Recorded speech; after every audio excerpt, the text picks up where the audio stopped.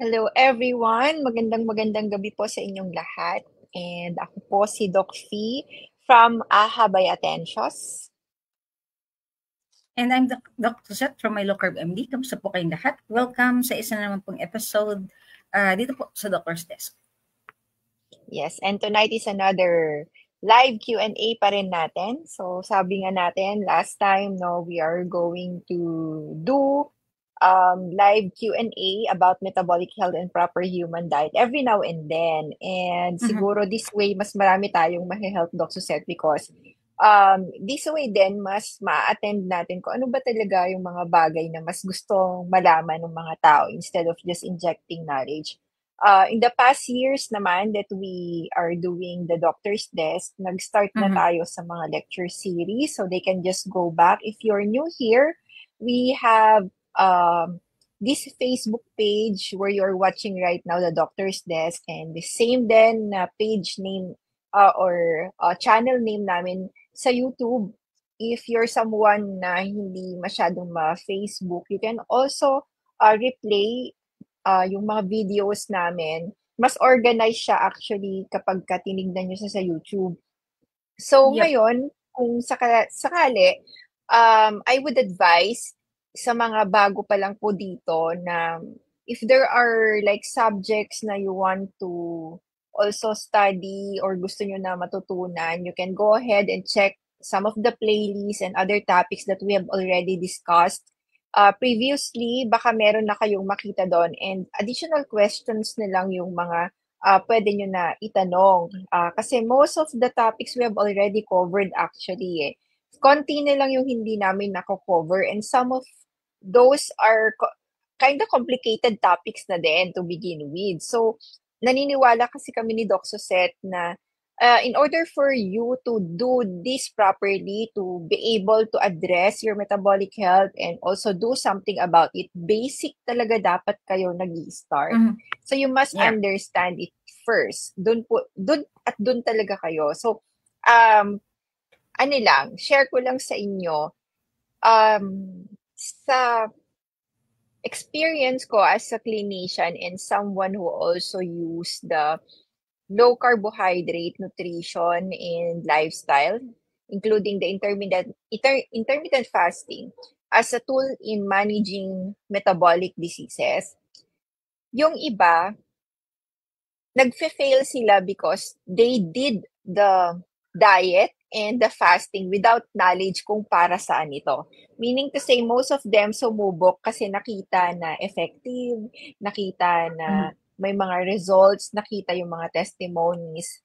But if you do not understand how your body works, kung paano po talaga yung nangyayari sa loob ng katawan, and if you don't understand kung paano din yung effect ng pagkain sa metabolism natin and how do we digest and metabolize food, ano yung ginagawa natin once it enters our body, and ano yung mga uh, nadadrive ng pagkain na processes inside sa katawan natin, you will never get to understand kung bakit din mahalaga yung pagpili ng pagkain, kung ano yung dapat kainin at kailan dapat kainin ng mga yon.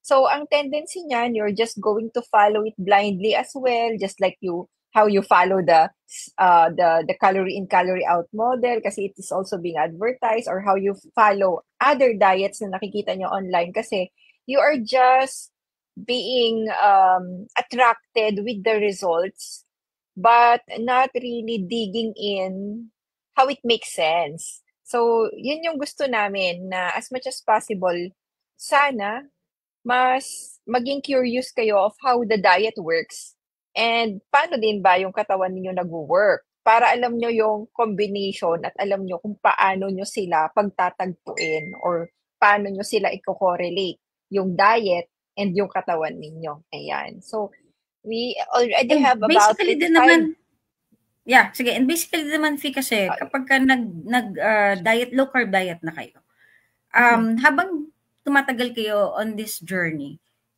lagi naman bumabalik sa basics. Kapag even kapag meron tayong patients, 'di ba?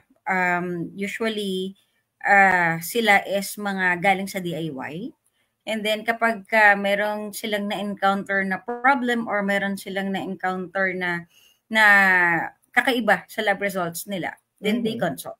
And then once we Yes. troubleshoot yung case ng patient or tinatanong natin para maintindihan natin then kung bakit nagkaganon or kung ano man yung issues na na-encounter nila, we always go back to the basics. So, very Mhm. important na maintindihan ninyo, hindi lang basta sumusunod kayo doon sa mga sinusundan ninyong influencers, but basically kailangan po ninyong maintindihan kung ano ba talaga yung basics kasi definitely Mhm. maliligaw kayo.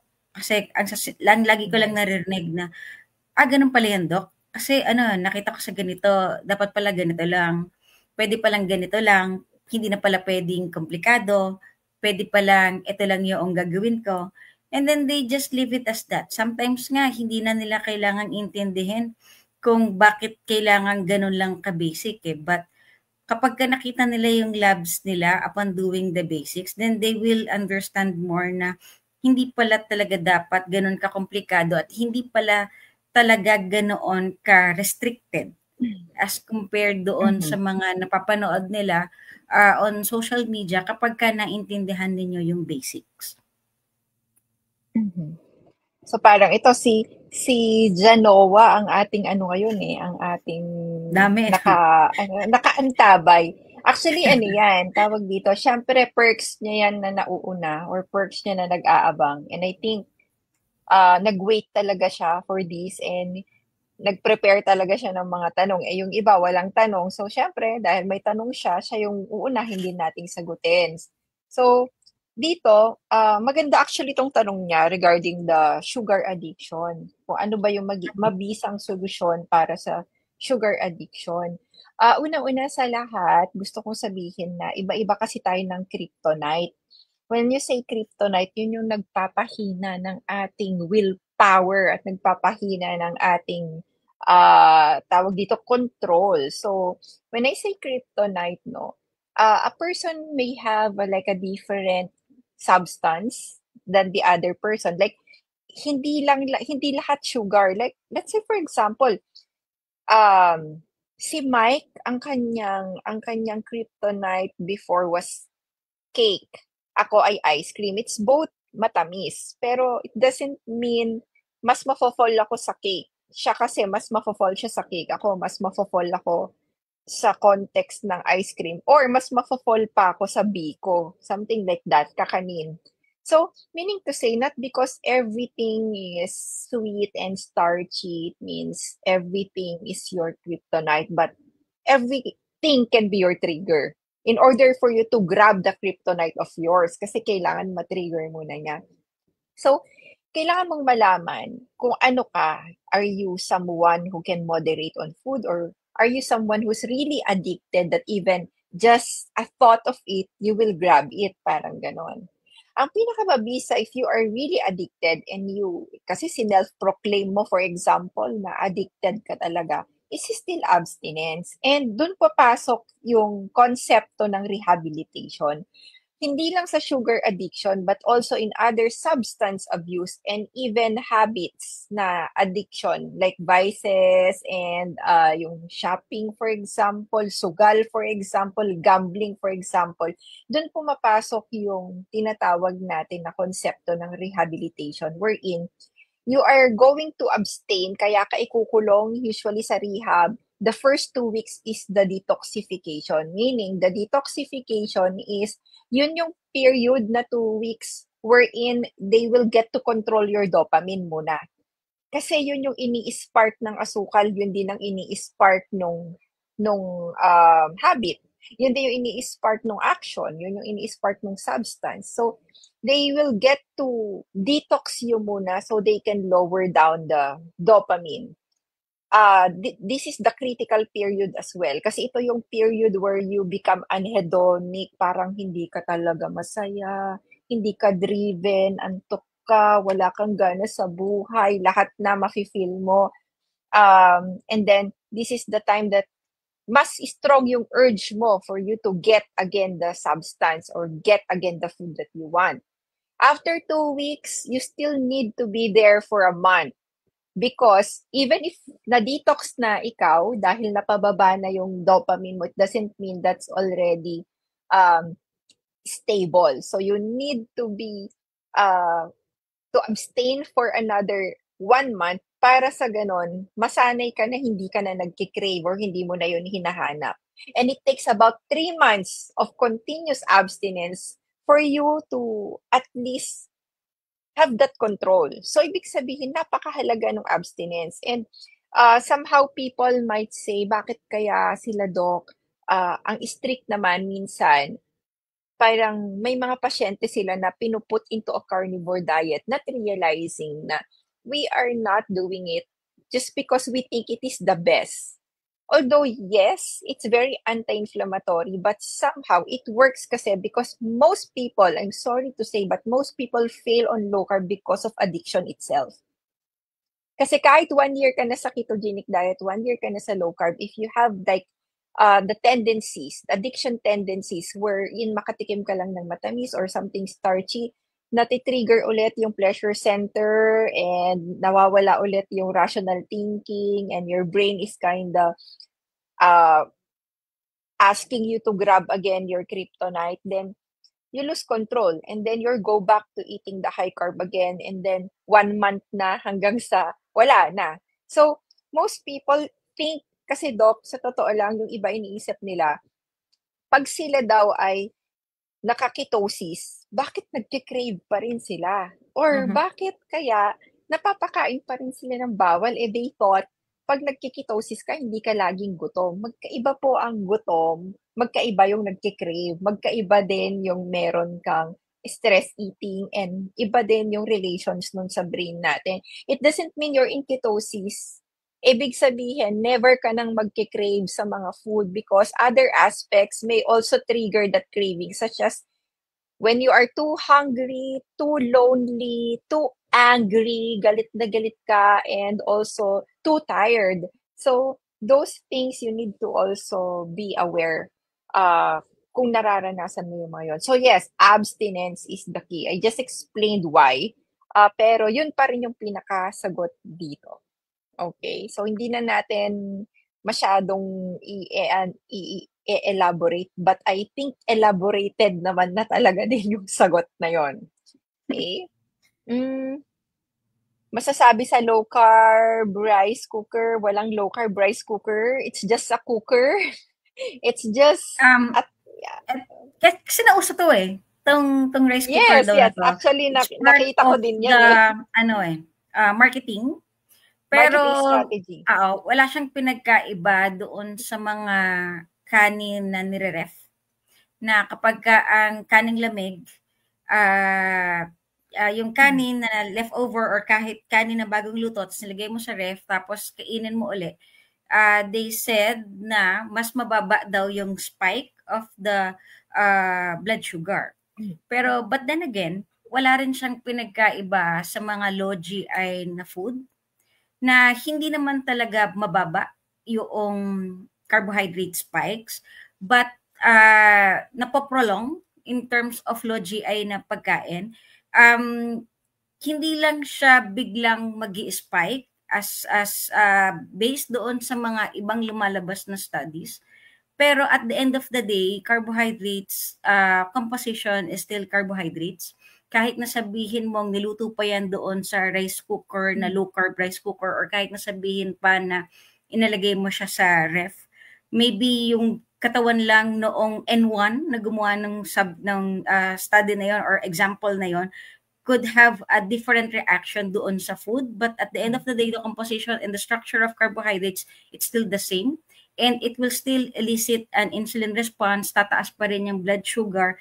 It may not be that ganun kabilis, or it may not be that instant, but at the end of the day, tataas pa rin. Minsan or madalas may carry over pa the following day. So, kapag mas madalas ninyo nang nakikita or na-eksperimentohan or ino-observe yung katawan ninyo, just like as lagi kong nakikita sa clinic, na kapag naghihingi ako ng blood sugar readings ng mga patients, ganun pa rin po yung epekto nila. So, instead of lokohin mo yung sarili mo in buying a low carb rice cooker which is alam kong mas mahal. Just try to limit your carb intake or yung rice intake mo kung hindi kayang wala talaga. Kasi 'di ba, we have limitations depende sa katawan ng tao, depende kung gaano ka ka-insulin resistance. Kaya nga 'di ba, katulad ng sinabi natin, you need to understand the basics para hindi ka ganoon ka ano, para alam mo yung sarili mo, alam mo yung response ng sarili mo on the food, but still Mhm. the same. Rice is rice, rice is carb. Gano'n pa rin siya. Mhm.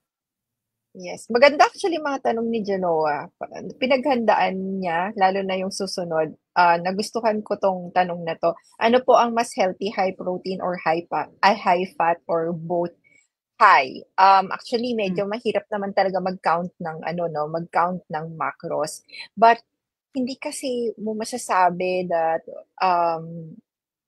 hindi sila relevant both eh. Kasi kung tutuusin, you must be eating protein, but you must also be eating fat.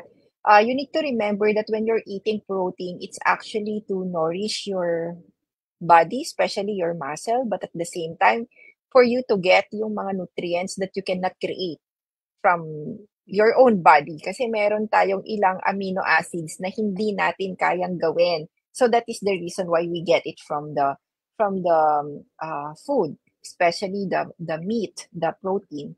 But at the same time, when you're now eating low carbohydrate, tinanggal mo na yung carb as a source of energy. You must replace it. But you cannot eat over protein because protein is actually not functioning, hindi talaga, ang function ng protein is not really for the energy. Kasi it will take so much process for you to convert protein into energy. Hindi talaga yon ang purpose ng protein sa katawan mo. It's for repair, it's for building blocks, that's it. But if you want to replace energy, since tinanggal mo na yung carb, then you must replace it with fat. And fat now is going to make up most of the calories. Kasi ilan lang naman ang calories din ng protein eh. Ang fat mo is mataas. So meaning to say, dyan ka na ngayon pupuno ng calories. Now, if you're eating lean protein, so you are now computing, for example, gusto mong kainin lahat ng calories mo but only from high protein and low fat. Ang tendency ng katawan mo, since mahihirapan siya dahil kaunti lang yung fat, mag dun mas nagpo-progress yung gluconeogenesis mo at some point. Dun ka rin mas nahihirapan pumayat at some point because mahirap i-deal sa katawan mo na gamiting energy yung protein. Iko-convert niya yan. Either gagawa din siya ng ketone from your protein or gagawa siya ng sugar sa protein. Yun nga ang kagandahan sa protein eh. Kasi pwede siyang maging substrate to make new sugar, but it can also be one to create ketones. Now, you must have higher na fat intake. Kasi siya yung pupuno sa calories because you need to also have sufficient calories in your food. Kasi dun ka, actually, we're not talking about calories eh. Kasi you don't know talaga kung saan pupunta yung pagkain na to. Pag lumusot sa katawan mo, if you're metabolizing, for example, or you are repairing something, your food can be a calorie or energy, or your food can be an ingredient or a tool. So, hindi mo talaga alam kung saan siya.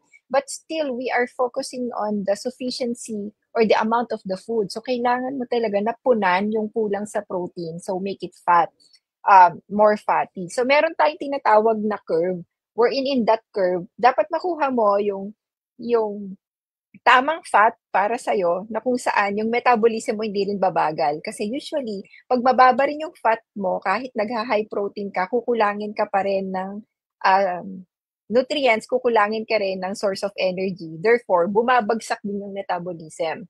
So, you need to also increase your fat up to a point where your metabolism and your BMR, hindi siya babagal para may pinagkukuhanan ka pa rin ng energy. So, both high, it's impossible for you to eat naman na both high sila. Pero ang lagi naming sinasabi, huwag ka lang matakot kumain ng fatty meat.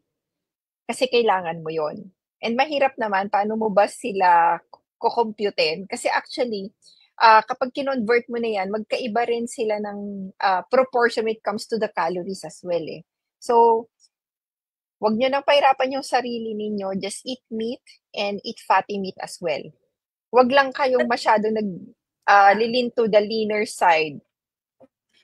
Basically, we discuss functions ng macronutrients sa Yes. mga previous episodes natin. And kung natatandaan ng ibang mga viewers natin dito na medyo matagal na, Mhm. this is a table, presented on a table. And Yes. then carbs, proteins, and fats.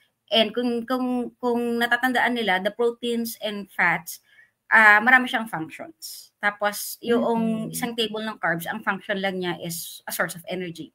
But protein and fat, kailangan niyo pong maalala na meron tayong tinatawag na essential amino acids, which is from protein, and meron tayong tinatawag na essential fatty acids, which is coming from fat.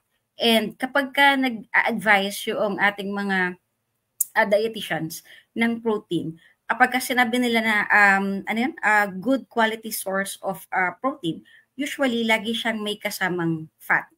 Hindi mo Mhm. mapaghihiwalay ang protein and fat if it's good quality. So, kaya usually ang mga good quality na proteins, ito yung mga animal sources. Tapos Mhm. mababa yung quality ng protein sa plant sources. Hindi ko sinasabi na Mhm. walang protina na makukuha sa plant, but yung quality ng protein definitely superior yung manggagaling sa animals as compared sa plants. And may kasama ng fat yung nanggagaling sa animal sources as compared sa plant sources. So usually Mhm. kung hindi ka we usually don't advise patients or people to count.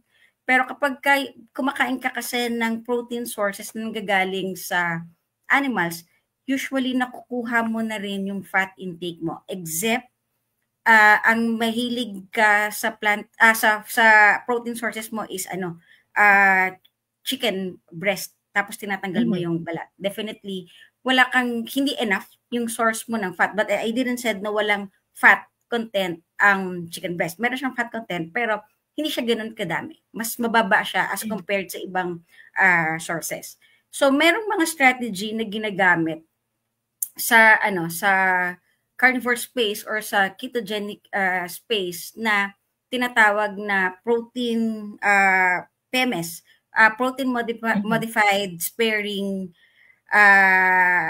ganon na food. So, mas mababa yung fat content nun. Mas bumababa yung calorie kapag binilang mo in terms of the energy. But they are advising that for a different use. Pero kung Mhm. hindi ka naman masyadong ah, particular in counting, yung gusto mo lang ginagawa mo lang yung low carb the natural way kasi yun yung mas sustainable. You don't have to be critical on that. Katulad, I agree with dun sa sinabi ni Fee na you can have both high protein and high fat kasi mahirap siyang i-reach. Even doon sa mga matagal ng into Mhm. carnivore or ketogenic diet, may mga times pa rin na hindi nila nahi-hit everyday yung kanilang protein intake.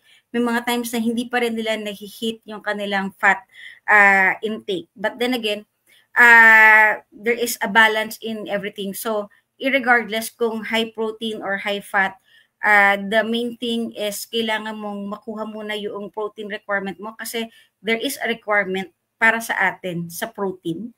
And then, susunod na lang, fat comes with the protein kasi dapat ganoon yung sources ninyo. Tapos, if there is an additional pa, doon sa mga nangangailangan because of may constipation or meron pang need, doon lang itataas yung fat. Or kung meron kayong energy na kailangan pa because of the Mhm. activity, doon pa lang iaaknat yung fat. And then the Mhm. carbohydrates is optional. So sa mga naka low carb or ketogenic diet, the carbohydrates is still optional kasi very limited lang yung carb intake na kinukuha natin if you belong to doon sa criteria na yon na pina-practice. Mhm. Si Ma'am Elsie, this is a valid question as well. May mga tao na mas mataas yung HDL nila rather than the LDL, like Let's say, for example, their HDL is, let's say, may mga na-encounter ako nasa 170. And like this din, may mga ganito, and then yung LDL is mas mababa. So, ano daw yung nangyayari or bakit nagkakaroon ng mga ganitong cases? Sometimes genetic, but at the same time, inflammation. Kasi your HDL cannot also work properly if you are having conditions na inflammatory. So I guess you need to go back to your physician and um, ma-evaluate, further evaluation. Let's say, tignan kung mataas yung inflammatory markers mo or may iba pang mga problem na kailangan makita. But this is also common to people that has metabolic disorder kasi it's also inflammatory. So, further evaluation pa rin. But this is also possible. There are cases like this, especially in the in the face of inflammation. Mostly sa mga ganito ang tataas ng CRP din nila. So, Ma'am Elsie, kasi hindi din namin alam kung ano pa yung ibang conditions mo aside from this. But siguro may iba dun sa sinabi ko na tutugma sa'yo. So, further evaluation is needed. Ayan. This is also a good question regarding irregularity of the menstruation. I just had a patient with no PCOS, but with high testosterone level, with high testosterone level, lower estrogen, and irregular menstruation, and hindi maganda yung ovulation. Okay lang ba mag-take ng progesterone and pills? I have nothing against this, but I am someone who is not an advocate of chronic use of pills because somehow you need muna to really focus on the root cause. Alam nyo kasi napakalaki ng effect ng insulin resistance, even hyperinsulin pa lang with the menstruation. Because if you have like a very high insulin, your insulin or hyperinsulinemia, even the insulin resistance, will have an effect with your brain, the hypothalamus, the part of the brain that regulates the menstruation. Kasi yung hypothalamus natin, it is the one sending the follicular stimulating hormone, the FSH and the LH, which is the one regulating the menstruation. And also, the other one is, siya yung nagpapa-ovulate sa atin or nagpapa-healthy rin ng egg cells natin. So, imagine if you have hyperinsulinemia, those hormones from your hypothalamus are kind of uh, having imbalance na agad. But at the same time, the reason why you are also having high testosterone, which makes you again more androgenic at mas hirap din mag-mens at irregular is because the insulin is also lowering down the sex binding hormone, the SBH or SBGH, something like that, na nagbabind dun sa testosterone na para pababain siya. So, meaning to say, if you have metabolic diseases, let's say for example, wala kang PCOS, wala pang ibang abnormality structural sa reproductive system, pero may fatty liver ka for example, or meron ka lang pre-diabetes or impaired blood sugar or obesity, and other na related, like hypertension maybe, then those are still markers ng insulin resistance or hyperinsulinemia. So, those must be the one na unahin na ayusin rather than giving like hormone replacement or mga hormonal pills kasi baka naman kaya din nagkakaroon ng problem sa hormones dahil nagkakaroon ka ng problem with hyperinsulinemia having direct effect to your brain and to your reproductive system and also your thyroid. So, yun yung ano ko, yun lang naman din yung point of view ko. So sabi ko nga, I have nothing against progesterone and pills because some of my patients being referred to us who are PCOS and having hormonal imbalance, we do not naman put them out of the pills while they needed it. Pero, if nakikita na yung improvement, the OB, who is also doing low carb kasi my friend is doing low carb as well eh. Pwede niyang tanggalin to test if umu-okey na yung hormones, okay? Kasi kailan ba nagiging useful ang hormones, Doc, 'di ba? It's when, for example, the patient is having heavy bleeding, anemia, so endometriosis, mataas na yung stage tapos the patient is having heavy bleeding. Ito kasi iba, irregular menstruation, but may mga irregular mag-mens pero 'pag nag-mens sila 1 month tapos Mhm. nag-a-anemia yung patient, kailangan namang unahin natin yung diet. Hindi natin i-balance muna yung hormones through the medication. Sometimes medication has its use naman. So, usually we do that, but yun nga, hindi ka lang doon nagfo-focus. You also want the patient to change the lifestyle and the nutrition in order to address the main problem and see kung mag-i-improve. That's the time na pwedeng i-try na wala at i-try na tignan ulit kung maaayos. Ito Ayun. kasi yung standard of care, P. Yes. Automatic yun kasi na kapagka Mm. irregular, the standard of care talaga is paggamit ng progesterone and other Mm. Yes. hormonal pills. So, definitely, there's no wrong with that kasi nga, yun nga yung standard of care. Yes. But definitely, Mm. kapag ka sa ibang doctors kayo pumunta, definitely, iba din yung approach. Pero there's no wrong Mm. with the use of the pills. Mm.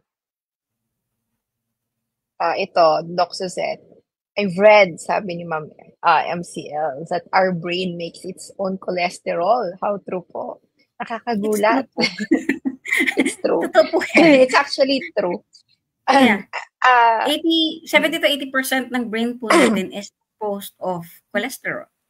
Kaya po mhm. ano, kailangan din po natin ng fat para po din hindi lang po para sa basically para rin po sa ating brain because our brain needs essential fatty acids. Kaya po hindi po ano, wag po kayong magtaka na itong nabasa po ninyo, this is really true. Yung neurons po natin is composed of cholesterol.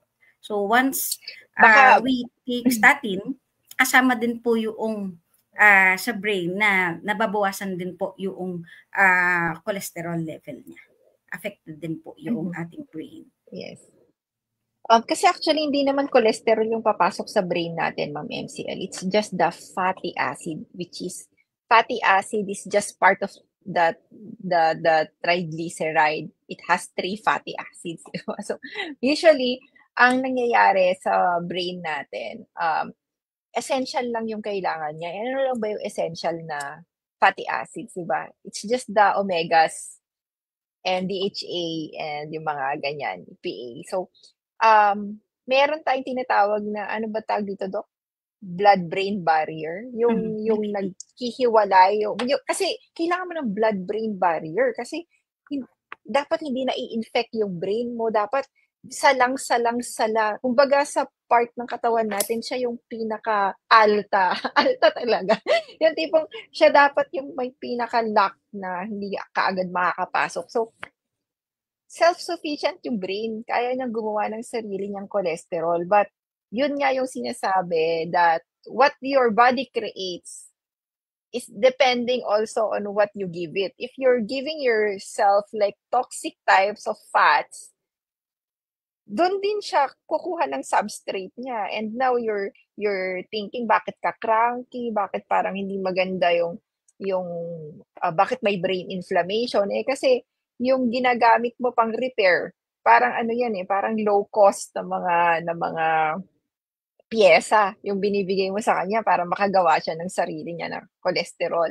At the same time, the energy kasi para makagawa din siya ng cholesterol niya dapat maayos yung kalagayan niya. So nai-inflame din yung brain natin. Um, Especially if you are having high insulin level din ulit. So yes, pero this is true.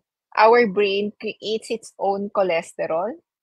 So, basically, self-sufficient yung brain natin. So, the only thing that you need to do is to give your body, not just your brain.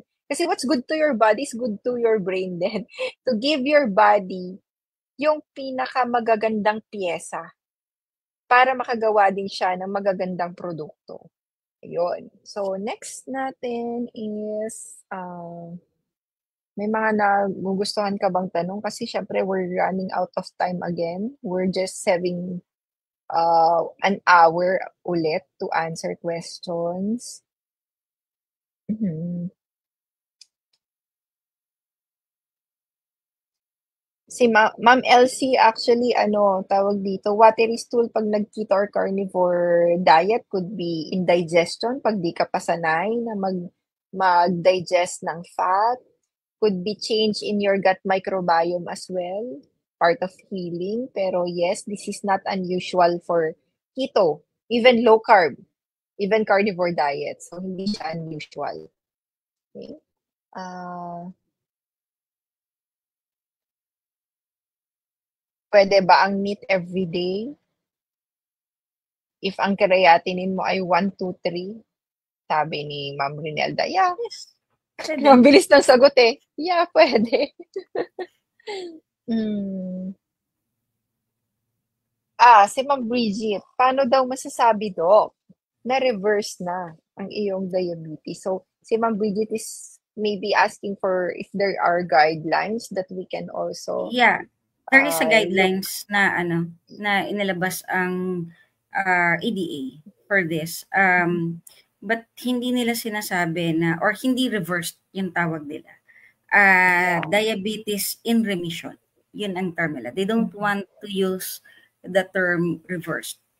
And based on the guidelines, if ang HbA1c mo is less than 6.5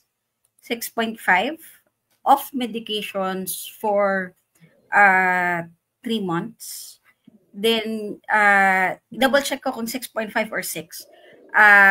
Then tapos off medication ka na for 3 months, wala ka ng gamot or yon considered ka na as in remission.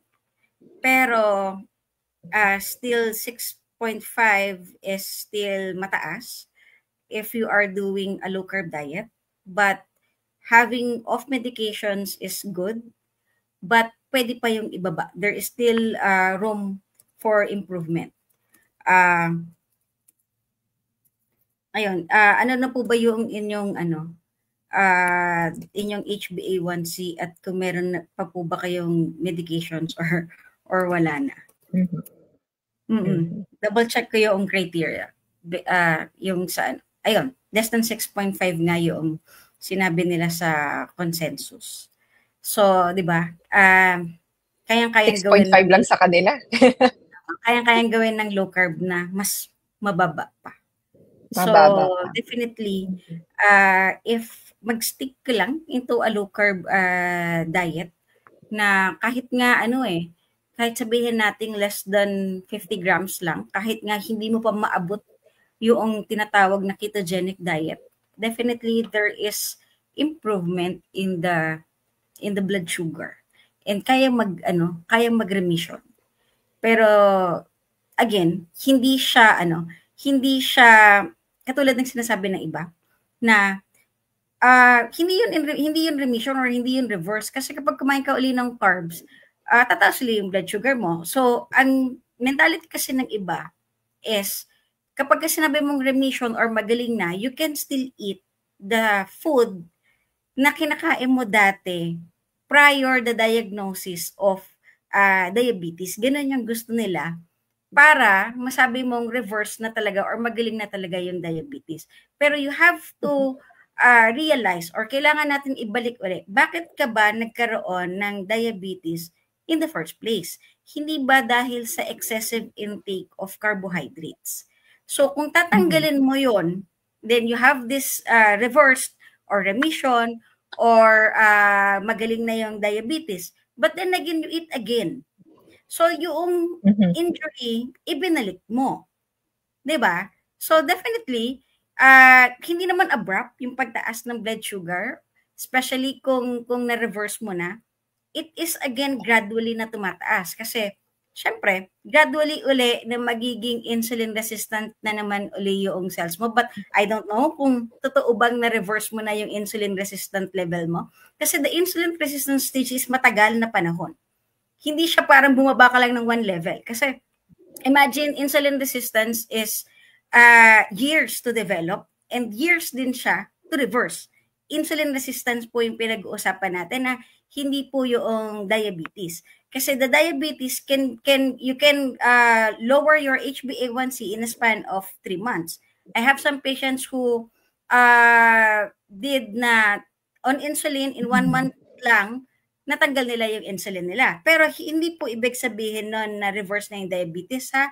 Kasi mahabang level po or mahabang years or mahabang panahon yung insulin resistant state sa loob ng katawan.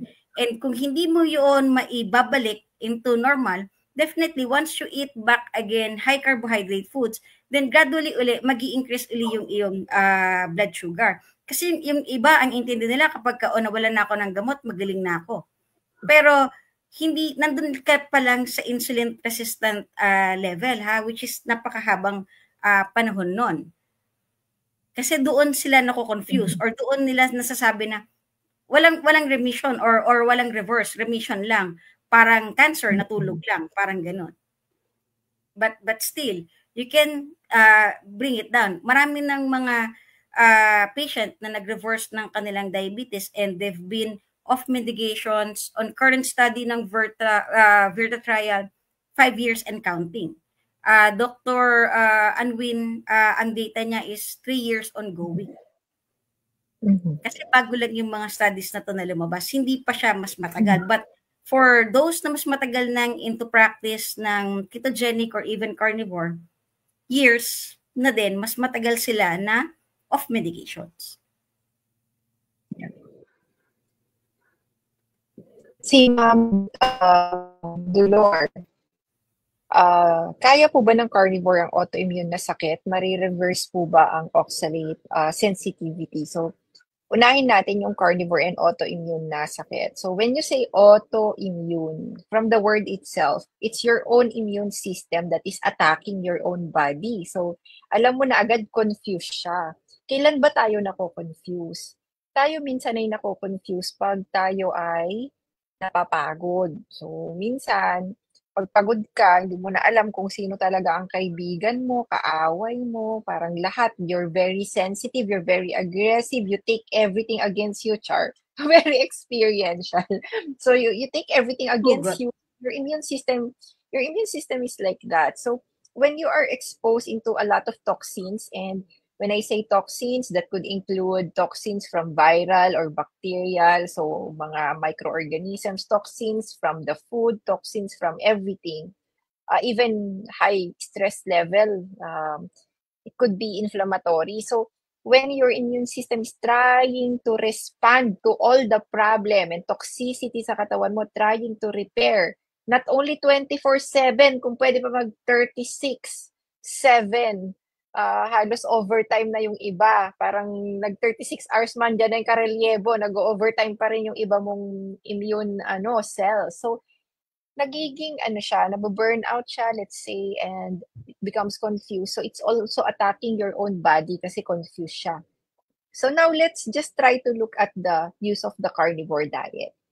The carnivore diet, kasi it's not only that I believe, it is really an innate na ability ng katawan natin to repair itself. Para saan ba yung immune system, di ba? Para naman mag-repair, para magkumpuni, para i-clear ang mga cells din na sira na, para din making sure that we are well. So, andyan yung repair, regeneration, lahat yan sa immune system.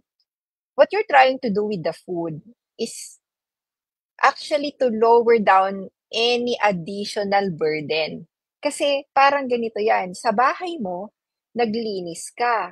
So, let's say malaki yung bahay mo, may sala, kusina, kwarto, 2 kwarto, CR. Nasa sala ka pa lang, katatapos mo pa lang maglinis ng sala. Papunta ka na sa kusina, may pumasok. Yung pumasok, ang paa galing sa putikan, hindi naghugas, ipinasok sa bahay mo. You need to start all over again doon sa sala.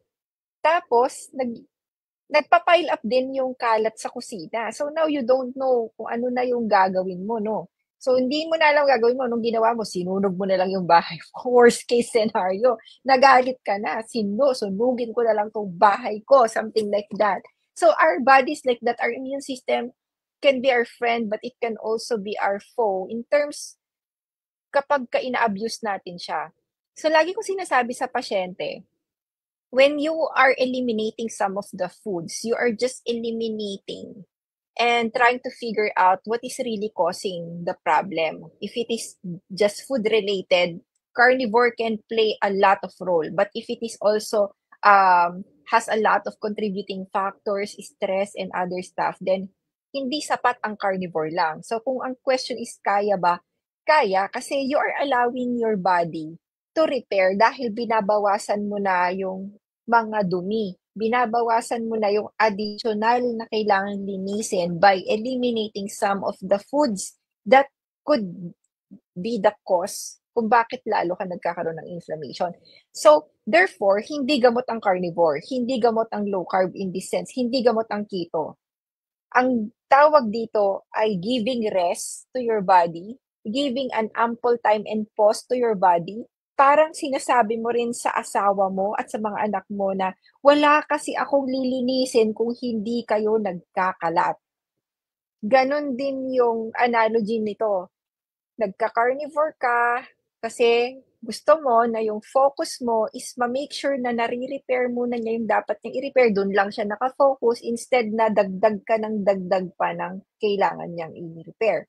Now, reversing oxalate sensitivity. Ang ibig mo bang sabihin kung oxalate sensitive ka before, pagka nag-carnivore ka, gagaling din yung oxalate sensitivity, tapos pwede ka nang kumain ng oxalate ulit?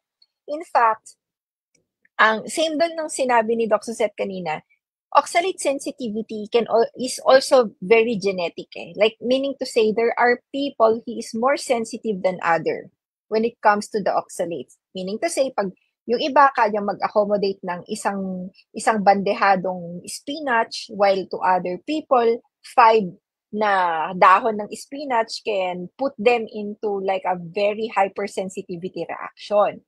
So, ngayon, kung genetic yung problem natin, it means to say hindi talaga ako pwede kasi that is how my body would respond. Let's say, for example, yung kapatid ko, pag kumain niya ng may peanut butter, kahit pa sabihin walang sweetener yan, kahit breakfast lang, mamayang hapon, mamamagana ho yung, ano niyan, yung kanyang tuhod o kaya yung sa may paa.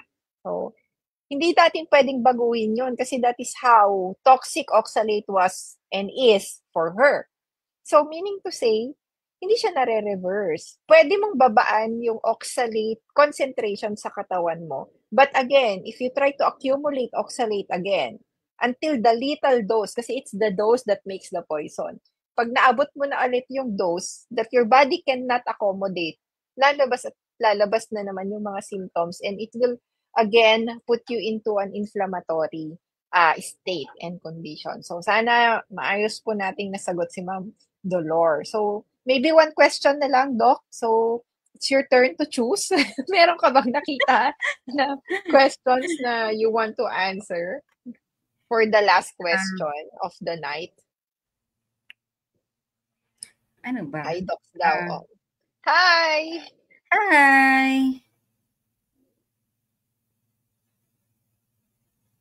Ito nakita ko siya eh. Tell me the name kung sino yung my question.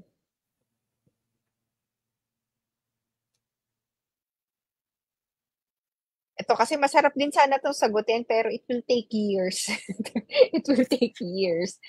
Opo, Diyos ko, discussion talaga. So, next time tayo mag-discuss ng dyslipidemia. Next time. Kasi napakahaba po ng dyslipidemia. Actually, yung ibang natitirang questions dito, Fee, is related with the dyslipidemia kasi ito na naman yung mga problems nila na mataas na LDL.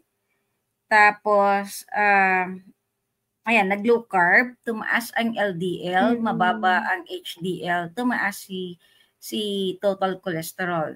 So, hindi ko alam yung kanina, yung sinagot mo, na bumaba naman yung LDL niya, tapos tumaas din naman yung HDL niya.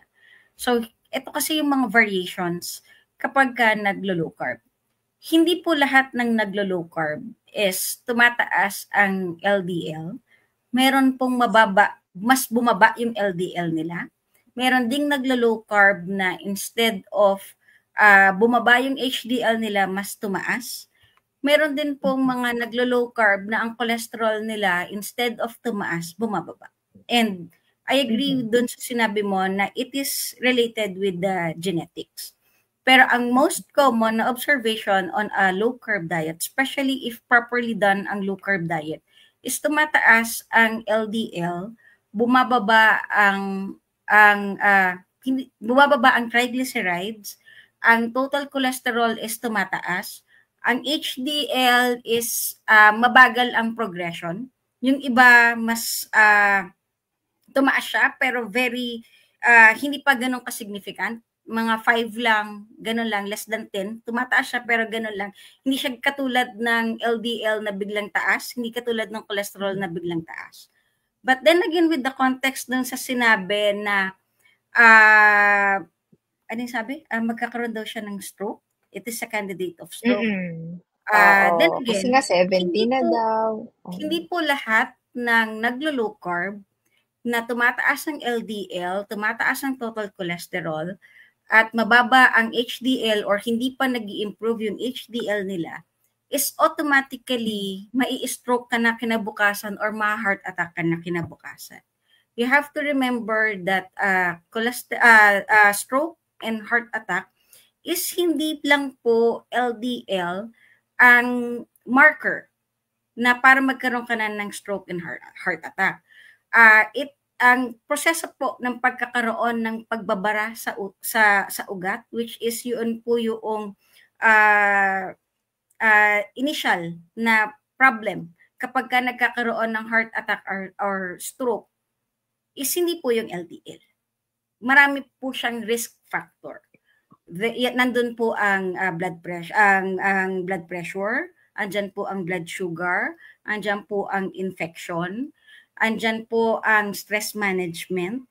Marami po siyang factor. So, siguro I would just advise si Ma'am Pinky na you have to learn or you have to fully understand kung ano po ba ang nangyayari sa LDL, sa mekanismo ng LDL or sa mekanismo ng cholesterol in general or in totality kapag ka nagkakaroon or kapag ka ginagawa yung practice ng low carb diet. Kasi napaka-complex po nito. But then again, there are a lot of studies saying that hindi lang po LDL ang marker ng heart attack at ng stroke. Kasi pag sinabi nating LDL cholesterol, it's the total LDL. Hindi pa po in-account dyan yung oxidized LDL, yung small dense LDL, yung large buoyant LDL, but it's the total LDL. And hindi po lahat yun is connected or associated with a stroke and heart attack. Especially yung recently na lumabas ng study ng LMHR, wherein itong mga tao na to, they've been doing ketogenic diet for a minimum of 5 years and masyadong mataas yung kanilang LDR, but hindi siya, on that study, lumabas is hindi associated yung mataas na LDL with progression of plaque. So, or even the development of plaque. Exactly. So, kailangan po ninyong maintindihan up to that level. So, we have a video ni Fee sa YouTube. Hanapin niyo po. It's more than 2 hours. Tapos, hindi lang po siya isang episode. Para po maintindihan po ninyo yung basics ng LDL, HDL, ang heart attack, at ng stroke. Para po hindi kayo kaagad nako-confuse kapag ka po nasabihan kaagad kayo ng inyong doktor na magkakaroon kayo ng heart attack or stroke. Then you could ask your doctor another questions or another lab test para po paliwanag sa inyo kung ano po ba yung mekanismo ng pagkakaroon ng stroke at pagkakaroon po ng heart attack. Hindi lang po basta mataas LDL mo, ma-stroke ka na or magka-heart attack ka na. Hindi po kasi ganoon yon ka straightforward. Especially ngayon na dami na pong naglalabasan na studies with regards to LDL. Unfortunately, the standard of care or the ano yun, yung clinical practice guidelines kasi, yun pa rin yung nakasulat doon. Hindi pa po yun updated. Yeah. So far, I hope na, kasi mahabang topic talaga tong dyslipidemia. Actually, Professor Bartkay hates dyslipidemia term eh. Kasi why would you create daw a disease out of something that is naturally going to happen inside a person's body, depending on the demand, depending on, it may reflect something else, not just being good or bad, high HDL or whatsoever. This could reflect something else, but not as a risk factor supposed to be. Dapat it says something about how are you using your energy, the inflammatory processes inside the body. So, napakahaba, napakalawak, but really, in clinician's point of view, especially like for example, I know if internees are being very observant, makikita nila most of their patient na nagkakaroon ng heart attack and even stroke are patient that also has low LDL. I have patient na Yeah. mas bata pa sa akin na may stroke, the LDL was around 42 only. So if LDL is really a factor of for the development of stroke, wala pang statin yung pasyente yon, then bakit siya na-stroke with the LDL of 42 and HDL of 20s? So yun lang, I'll leave it to that para may palaisipan din sa inyo. So we are very, very thankful sa lahat ng mga naki-join sa amin ngayong gabi. We are strictly following the time because Doc Suzette also has a patient after pa rin. So we can only dedicate like an hour every once a week. Thank you so much for participating. Your question means a lot kasi wala po kaming sasagutin kung wala kayong tanong. So I hope that every time we do our live Q&A, may mga magpa-participate sa inyo. So hanggang dito lang po. Ako po ulit si Doc Fee. And I'm Doc Suzette. Bye! Have a great night, everyone. Bye-bye. Great day. Thank you. Good night.